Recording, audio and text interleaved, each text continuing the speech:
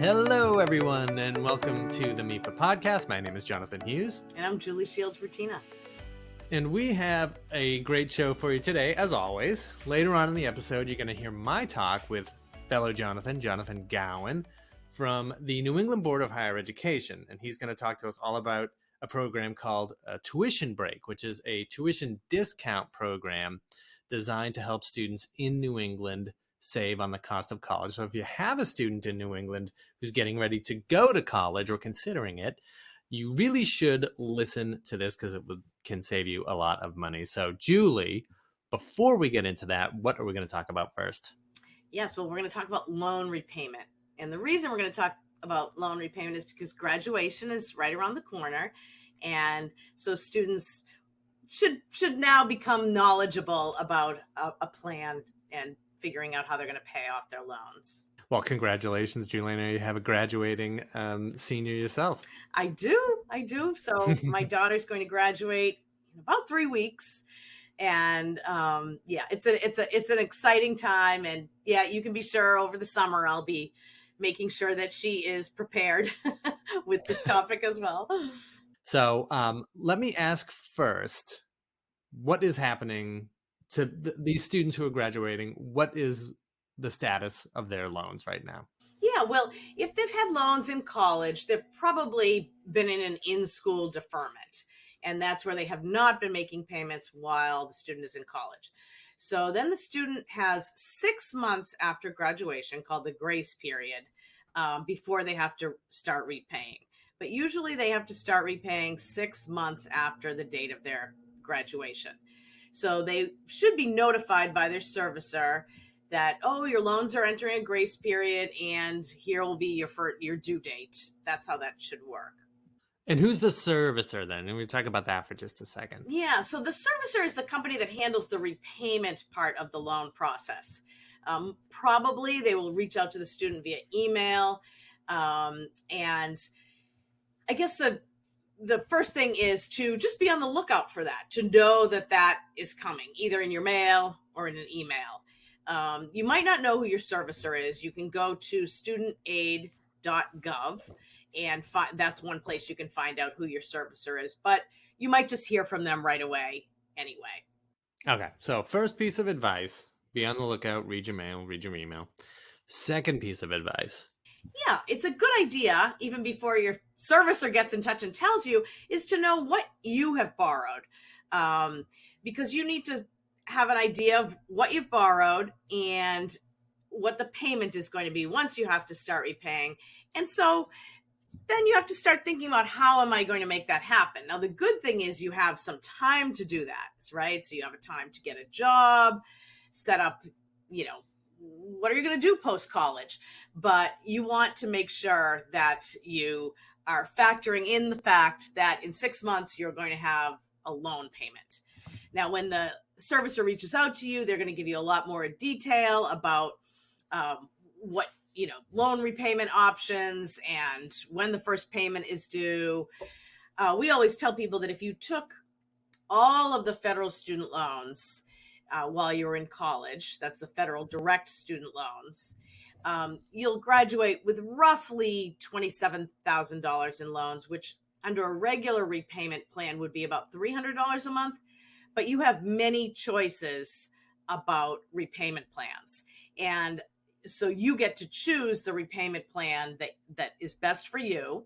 So you want to think about that as you're thinking about, being able to pay. And many of the repayment plans that you're going to be able to choose are tied to income. So they really allow for you to have an affordable payment. Yeah, and I'm glad you mentioned the federal loans too, because we've been talking thus far really about the federal loans. And a big important thing to know is the difference, especially in repayment, right, between federal loans and private loans. So the fact is that a lot of students, in addition to these federal loans, might have private loans. So what can you tell students about those private loans? How do they know if they have private loans, and what do they do to find out more information and their options about those? Yes, well, they can always check in with the financial aid office at their college at this point, and I know, Jonathan, you love to say that we always want people checking in with the financial aid office, but also this if they have private loans, the servicer for those private loans will also be getting in touch. So, for example, MEFA is one of those private organizations that sometimes the student and a parent will have a loan, and they will also receive communication from private loan servicers. Right. And so I think it's important to discuss too. We mentioned some of the options available on the federal loans, and that's different for the private loans, right?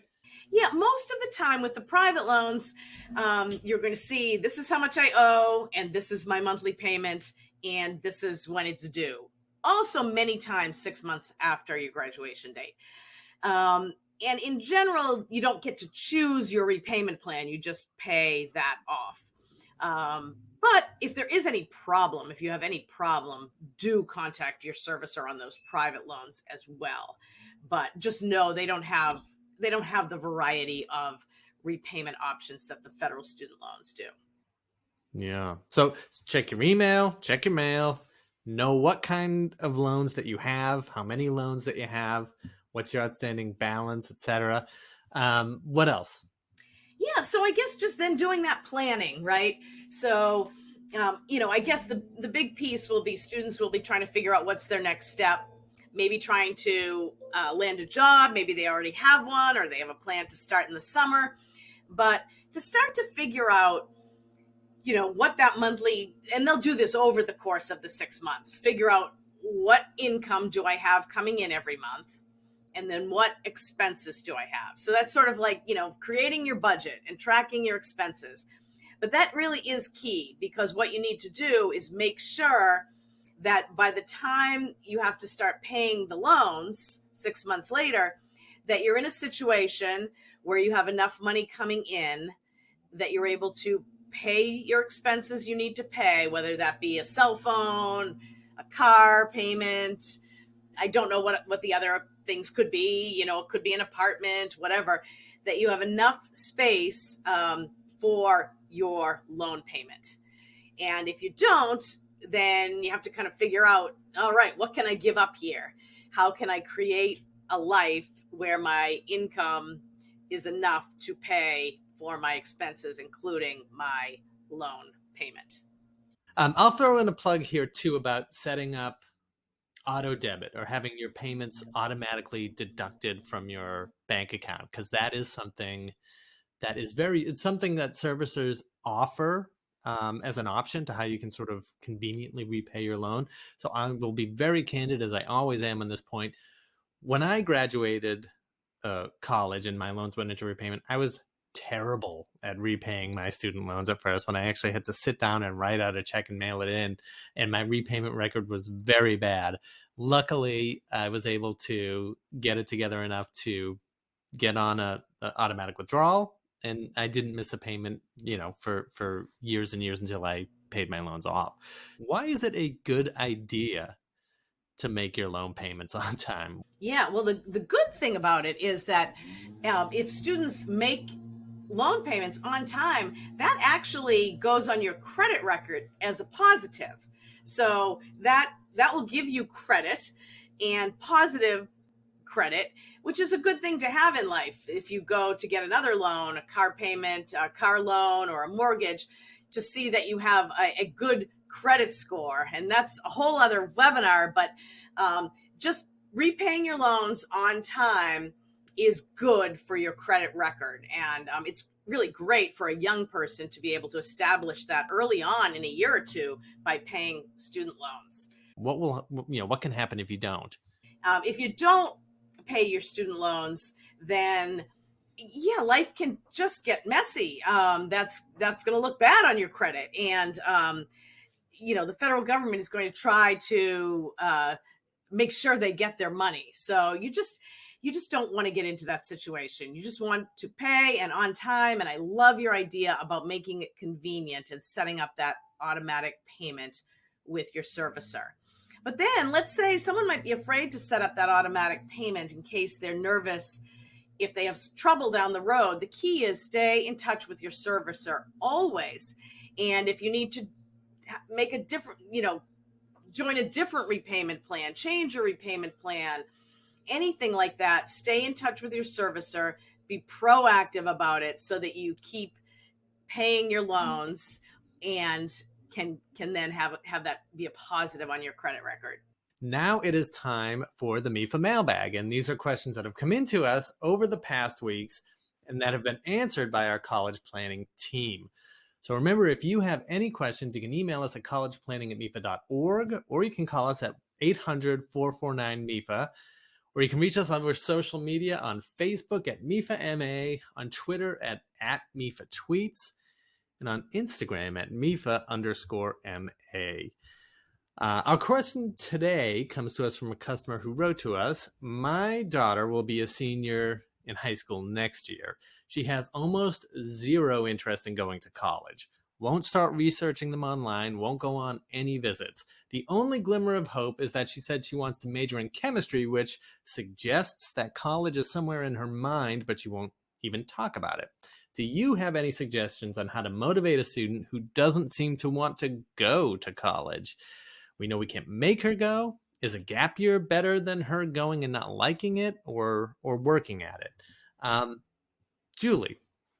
Yeah, I'll even share. If I had a nickel for every time I have received a question like this, I would be a rich woman.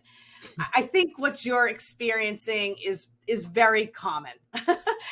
Juniors in high school are busy being juniors in high school, and they're interested in everything that they're doing right now.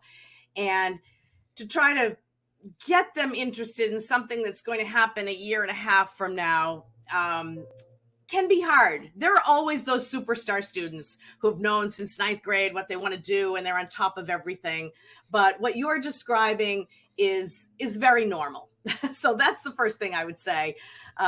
Don't worry too much about it.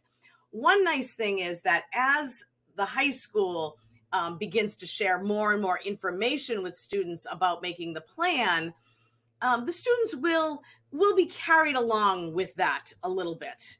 And I think here or there, you could, maybe suggest something specific.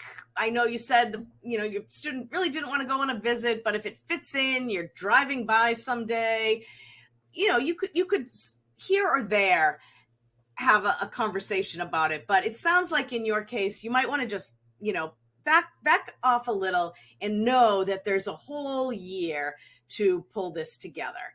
And again, as more of your students' friends and peers and seniors in the high school are getting involved in this, your student will as well. And I think the real message to your student is just that, yeah, they want to they'll want to make a plan for after they graduate, and they want to keep their options open.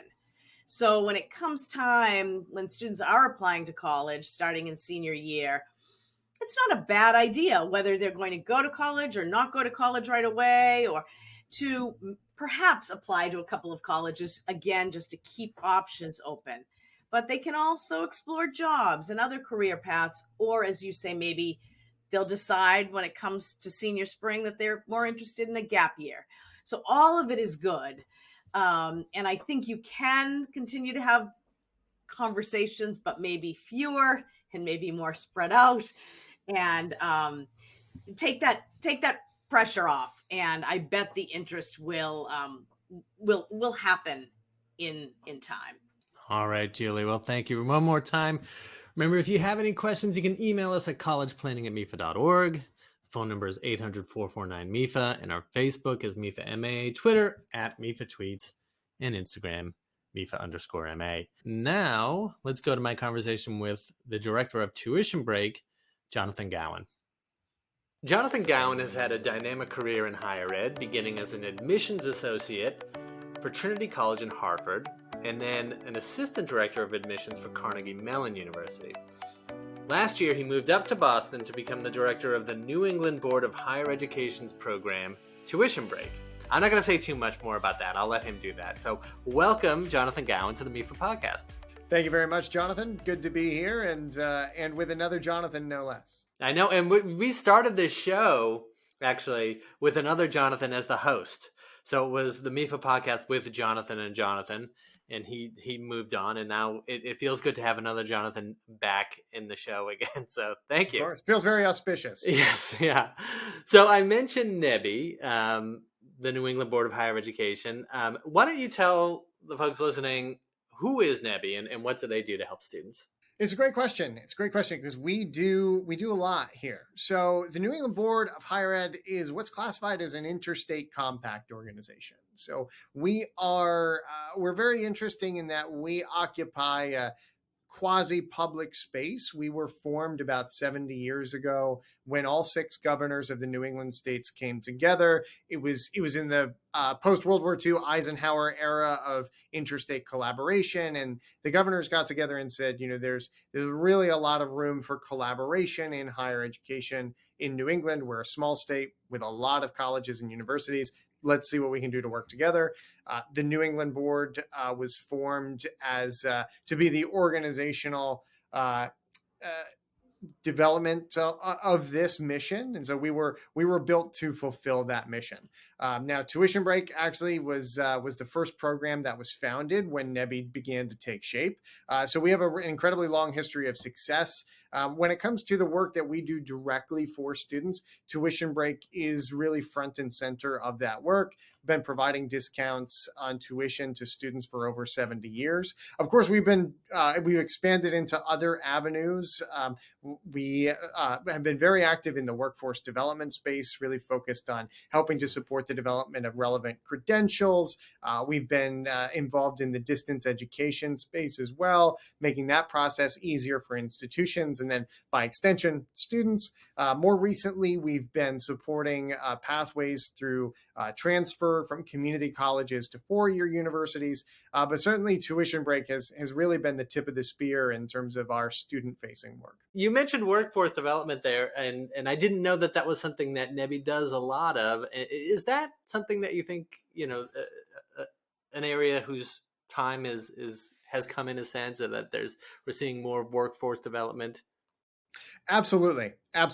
And I certainly see a lot of this. I follow a lot of higher education news outlets, everything from the Chronicle and Inside Higher Ed to some more niche news providers as well in this space. And there's a ton of ink being spilled right now about really what should the relationship between higher education and the workforce be like. I think it's made all the more pressing by rising costs and what really can only be described as sort of shaky public faith in higher education. If you look at the results of many surveys that have been done over the last couple of years, folks are really beginning to wonder, what purpose does a college degree, what purpose does higher education serve? And so, there's certainly major workforce implications here as we think about,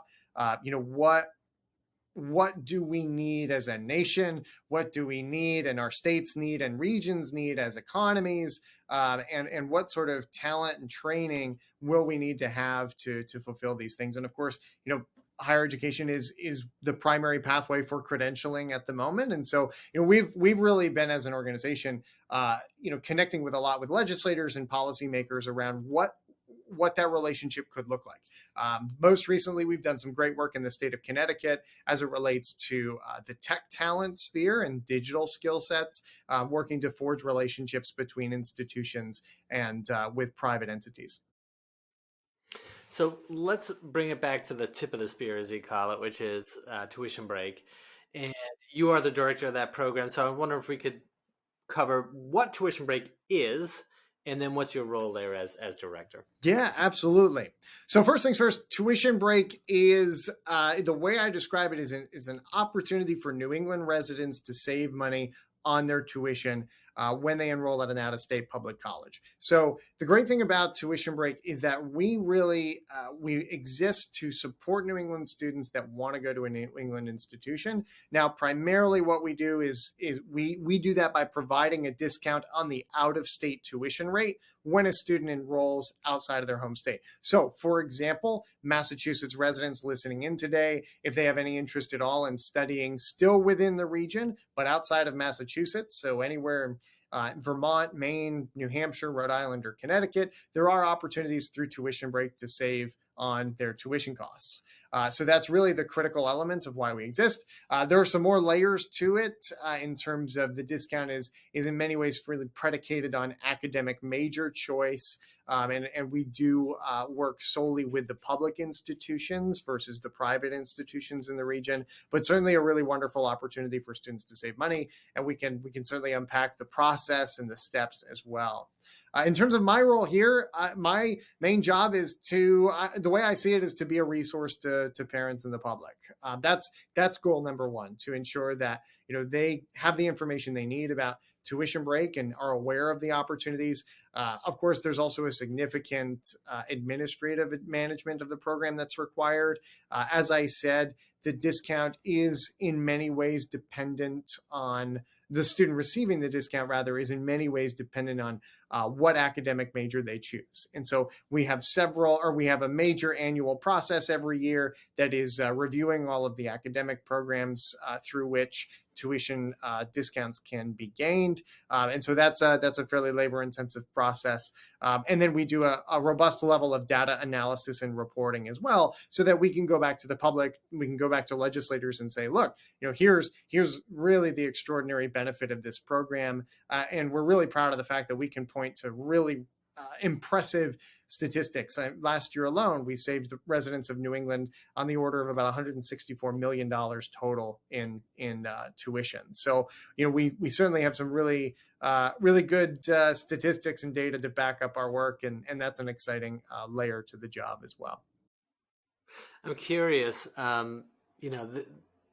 This is a program that allows students to study a certain major in a public university in a different state in New England for a reduced rate. Are there particular programs that are sort of perennially very popular?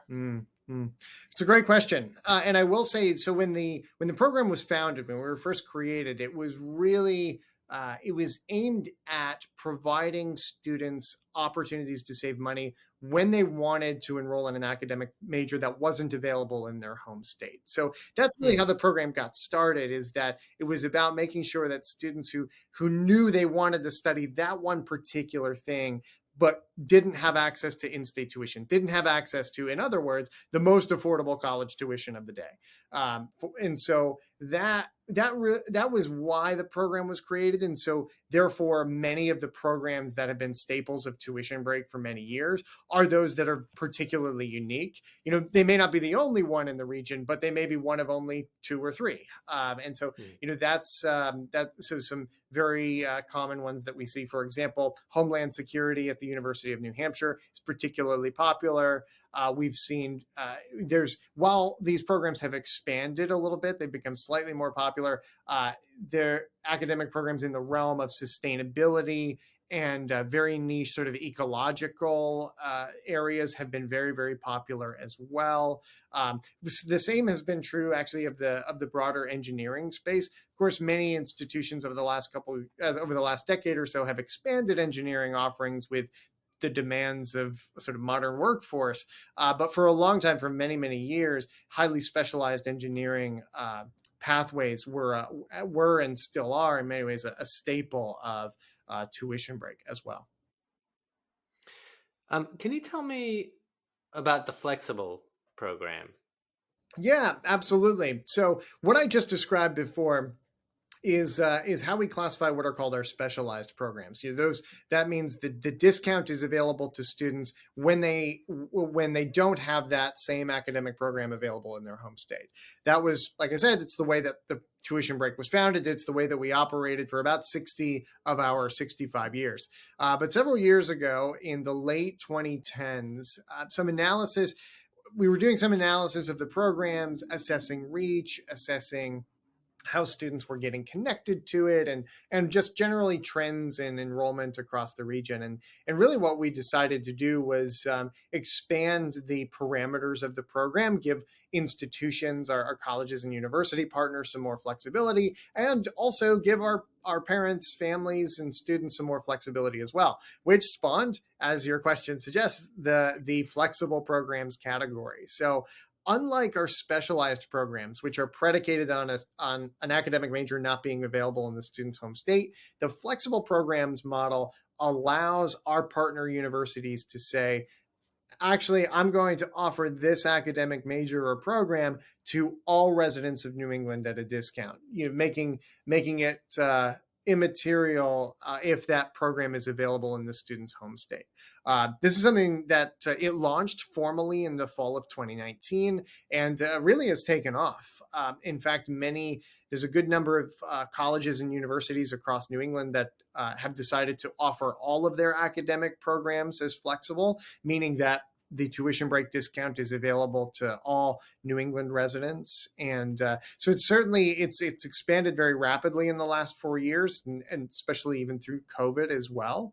And I'll say that by fall of 2023, so by this fall, about a full third of our institutions that participate will be offering all of their academic programs as flexible. So really, it's allowed us to expand very, very significantly just the volume of programs that are available at a discount, and be able to really raise our impact on the region. So thinking about this, the way that family would actually interact with the program, or a student would interact with the program, when do students, what do they need to do in order to take advantage of the program? Do they need to apply for it or sign up for it or inquire in any way about this? This is, Jonathan, I'll say this is one of my favorite aspects of tuition break, is that the barrier to entry is so extraordinarily low relative to many other financial aid opportunities that are out there. The first step is students have to be a resident of New England, period.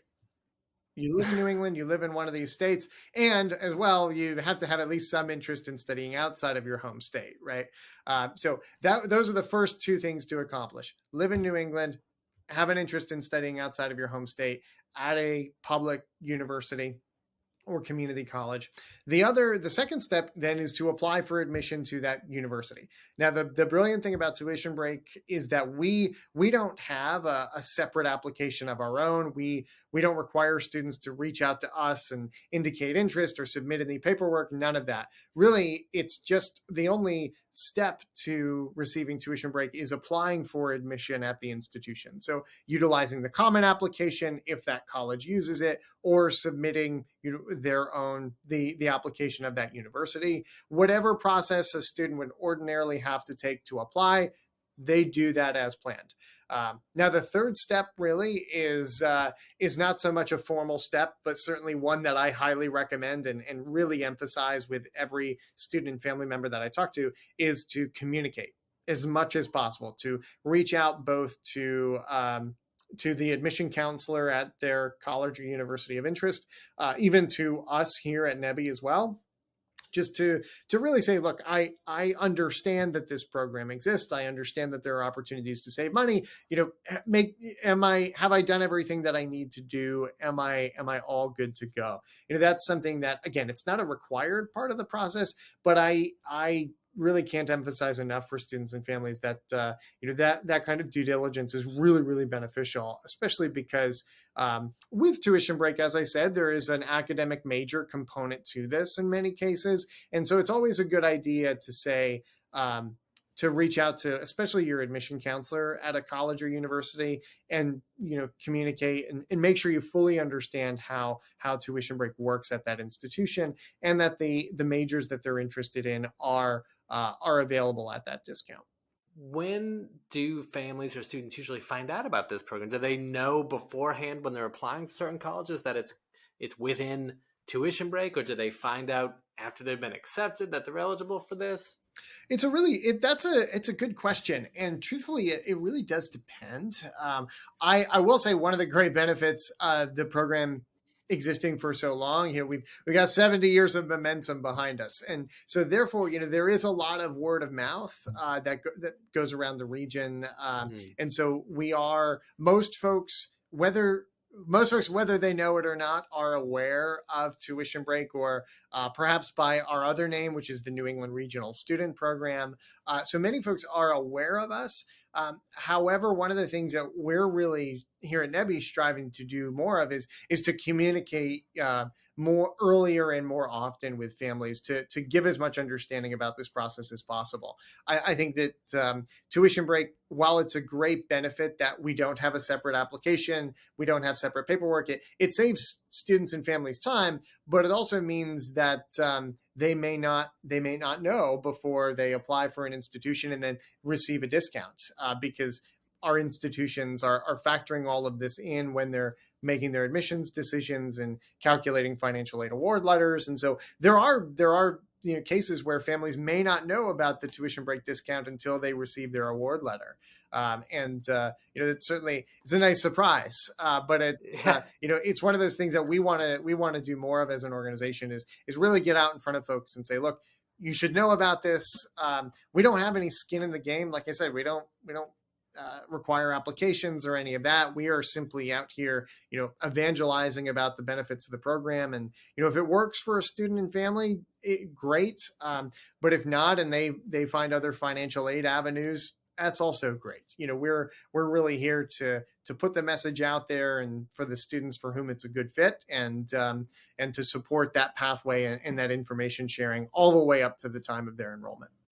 Well, hopefully this helps a little bit. And I know that's something that we always like to talk about when we're doing our financial aid presentations is Tuition Break. And it always does spur some interest. So we're happy to do that, of course. The next question I have, and it may be indelicate, I'm not sure, but I'll ask it anyways. On average, what kind of savings, people pay a reduced rate, a Tuition Break sort of rate to go to colleges. They're eligible for a discount. Somebody who's listening to this may be interested in this. What level of savings do students typically see? I don't know if that's something you can answer or not, but absolutely, not an indelicate question at all. We're this is a key statistic for us to keep track of, and one that I'm happy to report. So on average, and these this figure that I'm going to give is from last year, our most recent data analysis. So last year, on average, each student participated, got an average of about $8,600, close to $9,000 a year in savings. So fairly substantial. I will say that this depends on a number of factors, depends on what institution they're attending, depends a bit on sort of also as well, like what state they could be coming from as well. They may see sort of different benefits. But I will say, we've seen that number continue to go up, and we're proud of the way that both we've been able to get the word out, and also really happy to see the high level of engagement our partner colleges and universities have with us as well. We're a key part of their communication with students as well, and so they're supporting this good word getting out there. So if anyone is hearing this now and they're sort of thinking about what colleges they want to apply to, and they're compiling their list, and they're interested in what you've said about Tuition Break so far, what would you want them to keep in mind while they're doing that search? There's a couple of things that come immediately to mind. The first is I want to reemphasize the point I made earlier, the importance of communication. And it really, I can't stress enough, reach out, ask questions, either of myself or of the admission officers at the institutions that you're applying to. Really communicate. Never hesitate to ask a question. It's really important to make sure you've got all of the information that you can. The second point, more specifically, especially about the operation of Tuition Break and receiving the discount, at most of our institutions, while we spoke about the flexible programs and how that's proliferating and growing across the region, the majority of our institutions do utilize our specialized program model. So that the ability to receive the discount will vary across the university. It will vary depending on students' home state. And so that's really where, it comes to my second piece of advice, which is really think critically about what you're thinking about in terms of academic program of choice or major of choice. I will say the tuition break discount, it's really compelling, right? The opportunity to save money. College is getting expensive and more expensive as well. So it is really compelling, and it is a wonderful opportunity. And at the same time, it also, because it could be predicated on academic major choice, it's important to go into those things totally eyes wide open. And I really encourage folks, to think about, if they're unsure exactly if they want to go into a particular major, be wary of, yes, the discount is a really wonderful thing, but it's better to go into that fully sure than to potentially change your major later on, in which case you could potentially lose the tuition break discount as well if you move out of that major. So it's an important consideration, and I urge students whenever I speak to them to spend some time with that and think, is this something that you really want to study? Is it something that you can foreseeably see yourself pursuing down the road? And what could some other options look like? I'll say I totally sympathize with students who are unsure and undecided. I was very much an undecided student when I was in college, and I changed my major several times. So I empathize with those students. And in fact, if the cost is a major factor, and if tuition break really seems like something that could be positive, and a major difference maker in your decision making, maybe consider some of those institutions that do offer all of their programs as flexible, because that inherently gives, as it suggests, a little bit more flexibility in terms of that major choice. And just to reemphasize too, all these participating colleges in New England, they are public colleges or universities.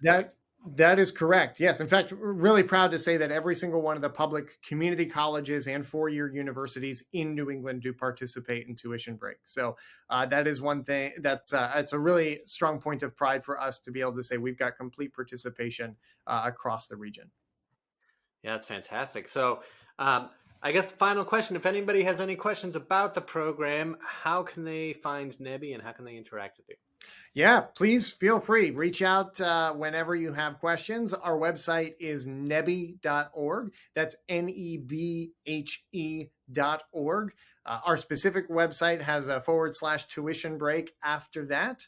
We also, the best place as well to get your questions answered would be to reach out via email as well. That would be tuitionbreak@nebhe.org. So NEBHE.org. It's the best way to reach us. I'll also say we are, as I suggested earlier, we're doing everything we can to communicate and get the good word out there about tuition break. So on our website, you'll see a lot more information about other webinars and programs that we put on, more information about the academic programs that are available, and more information about what our various partner institutions are up to.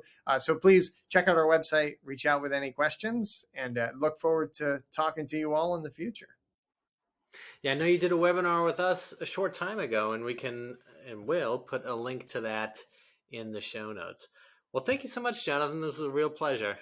Thank you very much, Jonathan. I'm proud to be here and happy to spread the good word. All right, folks. Well, that about wraps it up. I want to thank Jonathan Gowin for being here.